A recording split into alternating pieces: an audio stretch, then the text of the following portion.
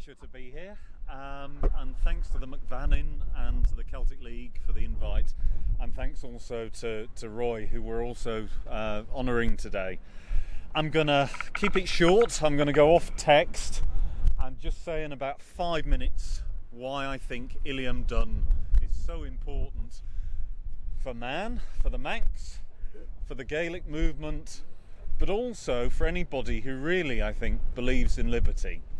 And it's appropriate we're here this day on the anniversary of his death here, because you can see how stark it must have been, how the landscape was loaded with symbolism, and that the Stanley family and their adherents really meant business in sending out a clear signal to the little Manx nation that they were back in power.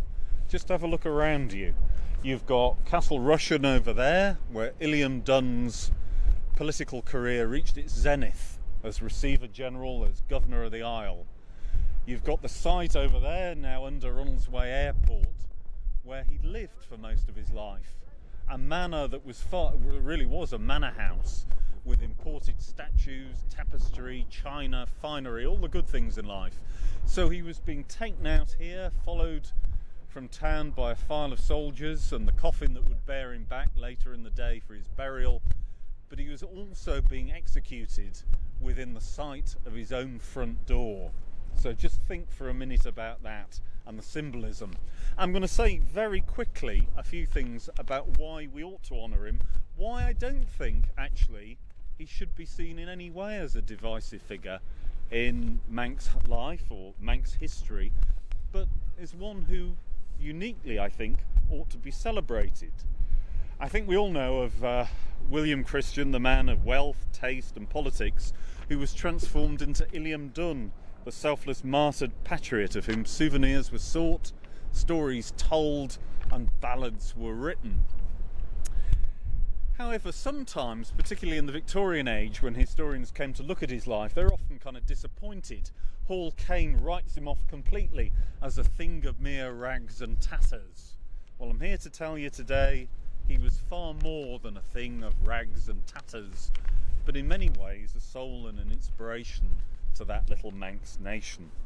There are 3 reasons for this. The first reason for his greatness is embodied in the revolt of 1651 itself, and what was running through, I think, the consciousness, the minds of every Manx woman and child as the English Republican invasion fleet rounded the headland at Ramsey. They knew in their very fibre, they knew from the packets that had been running in from the coast of Ireland or from Liverpool for 2 years before, what had happened to the Irish nation, what the effect of war, conquest, the lack of a Gaelic culture, of language, traditions, of a poetry, of a whole way of life was in store for the people. So when the Manx rose, when they rose against the English royalists who had militarised their land, who had forced them into labour for the best part of a decade, I think they knew what they were doing. The second reason was a particular genius, and it was a particular genius, and I don't use that word lightly, of Illiam Dhone's own. When he went to the commissioners and when he went to Lord Fairfax and talked about the English Republic honouring the laws, government and traditions of this isle as we have always had them and as they have always been known, he knew full well that Fairfax had no clue what those laws and traditions were. It afforded the Manx and Illiam Dhone the freedom and the spirit to write their own traditions. There weren't the pre-existing traditions. What they'd had was pretty paltry and pretty rough stuff. But for that decade, that window of light, he was able, with the other elites on the Isle, to reconfigure the land. And he did this. There were 3 strands, and for the best part of a decade, they worked perfectly well together. They were the rule of Lord Fairfax and his governors who tended, and his administrators who tended to come from the West Riding of Yorkshire in England. They were the garrison troops of the English Republic.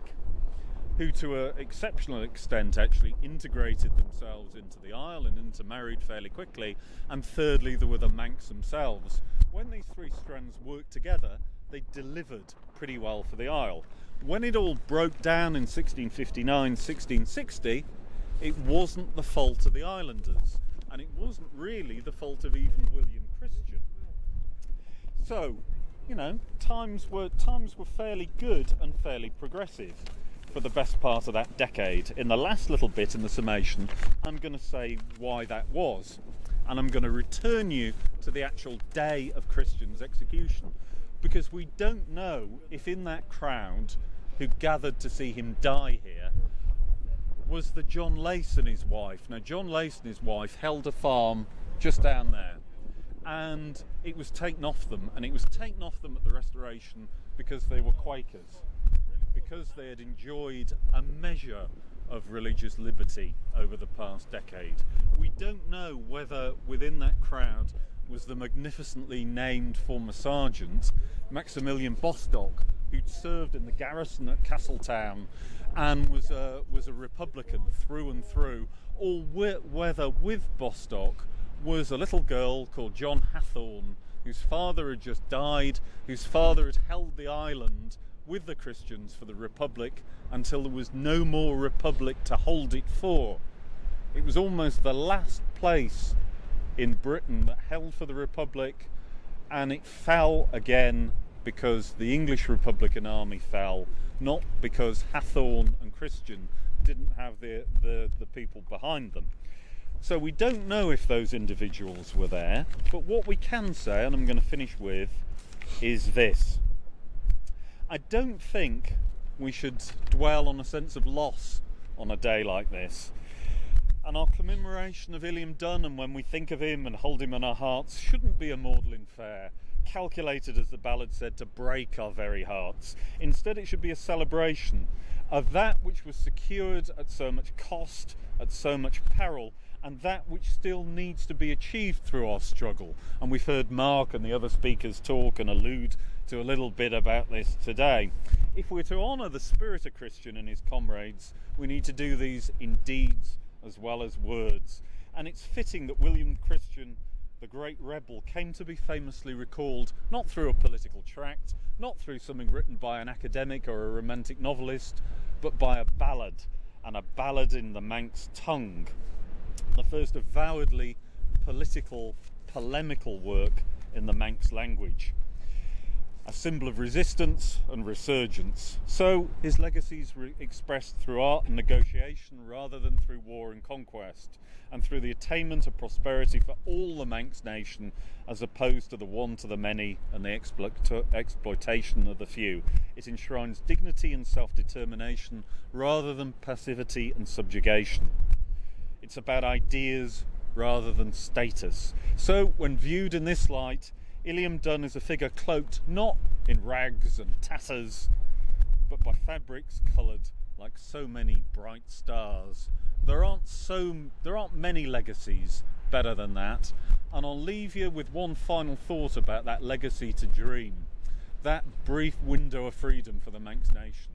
That little girl, Jane Hathorne, who I talked about before, who may have been here, she's mentioned in her father's will, which is strange because he doesn't mention his boys at all. You know, in the 17th century, women were seldom, political actors. But John Hathorne, the lieutenant of the English Republican Army, Christian's comrade in arms, singles her out. And what does he want for his little girl? He wants her to be able to read and to write. That was one of the freedoms given by the English Republic and by the governance of Illiam Dhone.